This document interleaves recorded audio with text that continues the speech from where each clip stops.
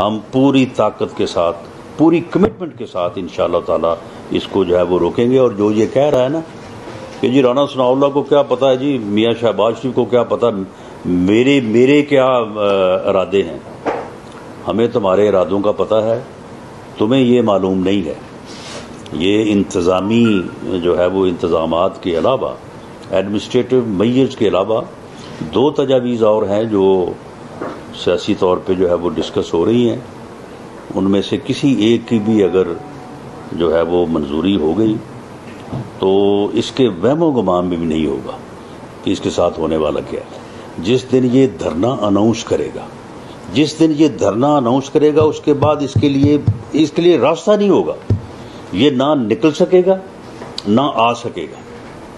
یہ تو سمجھتا ہے نا کہ جیسے جی ٹی روڈ کے اوپر اس نے بس جو ہے وہ بلا کسی رکاوٹ کے اس نے جناب ٹاپ گیئر میں پہنچ جانا ہے اسلام آباد. یہ اس کی بھول ہے.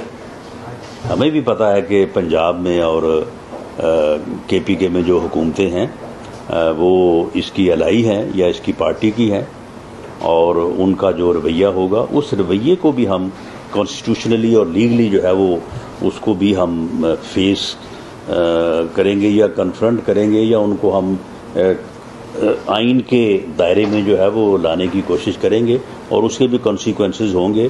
اور جو کانسٹیٹیوشن سے بالا جو ہے وہ کوئی آفیسر یا کوئی گورنمنٹ جو ہے وہ کرے گی تو اسے وہ کانسٹیٹیوشنل جو ہے وہ میئرز فیس کرنا پڑیں گے. لیکن یہ ٹاپ و ٹاپ نہیں آئے گا انشاءاللہ تعالیٰ. اور اسے معلوم ہی نہیں.